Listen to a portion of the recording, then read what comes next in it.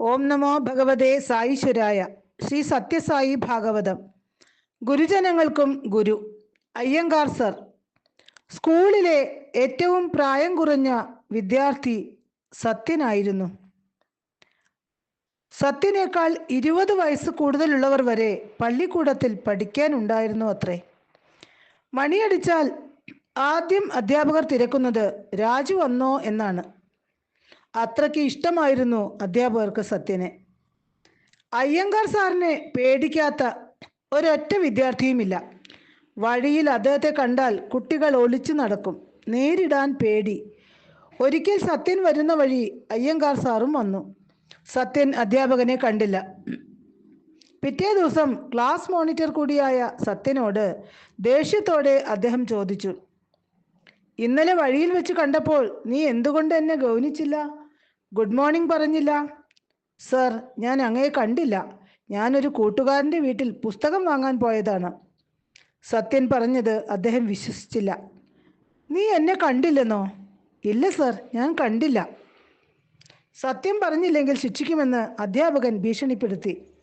ഒടുവിൽ സത്യൻ പറഞ്ഞു, സർ, ഞാൻ പറഞ്ഞത് സത്യം. ഇനി അങ്ങേക്ക് വേണമെങ്കിൽ എന്നെ ശിക്ഷിക്കാം. ആ വാക്കുകൾ അദ്ദേഹത്തിൻ്റെ ഹൃദയത്തെ സ്പർശിച്ചു. ഹൃദയം ഉരുകി. കൺകോണുകളിൽ ഈർപ്പം പൊടിഞ്ഞു. അദ്ദേഹം പറഞ്ഞു, രാജു, നിനക്കൊരിക്കലും അനാദരവ് കാണിക്കാനാകില്ല. ഞാൻ കോപിഷ്ഠനായത് എൻ്റെ പിടിപ്പുകേടാണ്.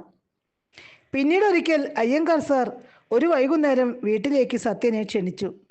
വീട്ടിലെത്തിയ ബാലനോട് അദ്ദേഹം പറഞ്ഞു, നിന്നെ ശിക്ഷിക്കണമെന്ന് ഞാൻ കരുതിയത് എന്തൊരു തെറ്റ്. എനിക്കതിന് പ്രായശ്ചിത്തം ചെയ്യണം. നമുക്ക് സുഹൃത്തുക്കളാകാം. ഒരുവന്റെ ഹൃദയം നിറഞ്ഞ നന്മ, പുണ്യഭാവം ആരെയും പരിവർത്തന വിധേയമാക്കും. അപ്പോൾ അത് അവതാര പുരുഷനിൽ നിന്നായാലോ?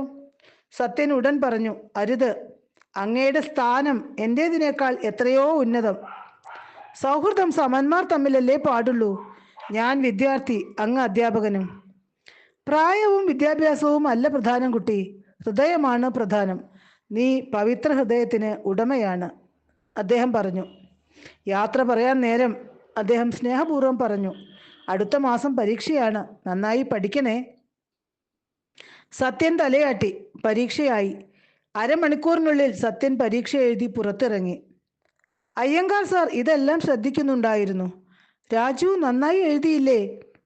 അദ്ദേഹം സംശയത്തോടെ ചോദിച്ചു. ഉവ്വ് സാർ, എല്ലാം എഴുതി. ശരി ഉത്തരം തന്നെ എഴുതി. ഞാൻ കള്ളം പറയില്ല, എഴുതില്ല, സത്യൻ ഉറപ്പിച്ചു പറഞ്ഞു. അടുത്ത ദിവസം ഉത്തരക്കടലാസിൻ്റെ ഫയലിൽ നിന്നും സത്യൻ്റെ ഉത്തരക്കടലാസ് എടുത്ത് അദ്ദേഹം പരിശോധിച്ചു. അദ്ദേഹത്തിന് അറിയാൻ പാടില്ലാത്ത ചോദ്യങ്ങളുടെ ഉത്തരവും സത്യൻ ശരിയായി എഴുതിയിരിക്കുന്നു.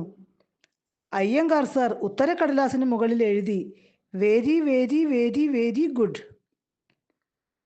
മെഹബൂബ് ഖാൻ. ജനാബ് മെഹബൂബ് ഖാന് സത്യനെ വലിയ കാര്യമായിരുന്നു. സത്യൻ ക്ലാസ്സിലുണ്ടെങ്കിൽ പഠിപ്പിക്കലുണ്ടാകില്ല. കുട്ടിയെ സൂക്ഷിച്ചു നോക്കും. ചിലപ്പോൾ അരികിൽ വിളിക്കും.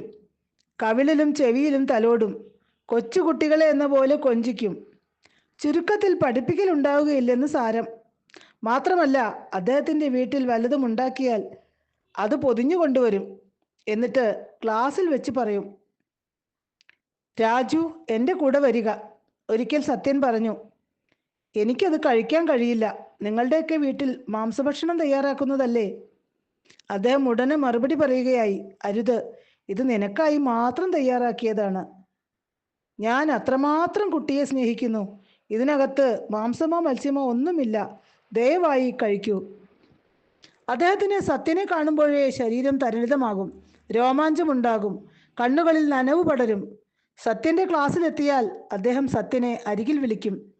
തോളിലും കവിളിലും കൈകളിലും തട്ടി തഴുകും. വിശേഷം ചോദിക്കും. ഈ ലാളനയൊന്നും സഹപാഠികളിൽ പലർക്കും ദഹിക്കാറില്ല. മെഹബൂബ് ഖാൻ വരുമ്പോഴേ അവർ പിറുപിറുക്കും. സത്യനെ കളിയാക്കും. മെഹബൂബ് ഖാൻ അരികിൽ വിളിച്ച് സംസാരിക്കുന്ന വേളയിൽ സത്യൻ മെല്ലെ പറയും, സർ, ഇങ്ങനെ എന്നെ എപ്പോഴും അരികിൽ വിളിക്കരുത്, ലാളിക്കരുത്. കുട്ടികൾ തെറ്റിദ്ധരിച്ചേക്കും. മെഹബൂബ് ഖാന് അത് കേട്ട് ദേഷ്യം വന്നു. അദ്ദേഹം പറഞ്ഞു, അവർക്ക് ഇഷ്ടമുള്ള വിധം ചിന്തിക്കട്ടെ. എനിക്ക് ഭയമില്ല. ഞാനൊരു തെറ്റും ചെയ്യുന്നില്ല. ഞാൻ എല്ലാവരെയും സ്നേഹിക്കുന്നു. നിന്നെ കൂടുതൽ സ്നേഹിക്കുന്നു. അതിനുള്ള കാരണം നിന്നിലുള്ള ദിവ്യത്വമാണ് കുഞ്ഞെ, അദ്ദേഹം ഭക്തിഭാവത്തോടെ പറഞ്ഞു. ഒരിക്കൽ മെഹബൂബ് ഖാന്റെ ആവശ്യപ്രകാരം സത്യൻ ഭജന രചിച്ചു. സർവ്വമതങ്ങളുടെയും സാരം ഒന്നു തന്നെ എന്ന സത്യം വെളിപ്പെടുത്തുന്ന ഭജന. ലക്ഷ്മീപതി. ഉറവക്കൊണ്ട ഹൈസ്കൂളിലെ പ്രധാന അധ്യാപകൻ ശ്രീ ലക്ഷ്മീപതി ആയിരുന്നു. അദ്ദേഹം സ്കൂളിൽ വന്നാലുടൻ സത്യനെ ഓഫീസിലേക്ക് വിളിപ്പിക്കും. സത്യൻ ഹെഡ് മാസ്റ്ററുടെ മുറിയിൽ കടന്നാൽ അദ്ദേഹം വാതിലടയ്ക്കും. പിന്നീട് തൻ്റെ കസേരയിൽ സത്യനെ ഇരുത്തും. അതിനുശേഷം ബാലൻ്റെ പാദം തടവാൻ തുടങ്ങും. സർ, അരുത്, അങ്ങ് ഇങ്ങനെയൊന്നും ചെയ്തുകൂടാ. സത്യൻ്റെ വാക്കുകൾക്ക് മറുപടിയായി ലക്ഷ്മീപതി പറയും, നിനക്കറിയില്ല കുഞ്ഞെ, നിന്നുള്ളിൽ അതിശയകരമായ മഹിമയേറിയ ദിവ്യശക്തി ഉണ്ട്. തമ്മി രാജു ആയിരുന്നു തെലുഗു അധ്യാപകൻ. അദ്ദേഹത്തിന് സത്യനെ ഏറെ പ്രിയമായിരുന്നു.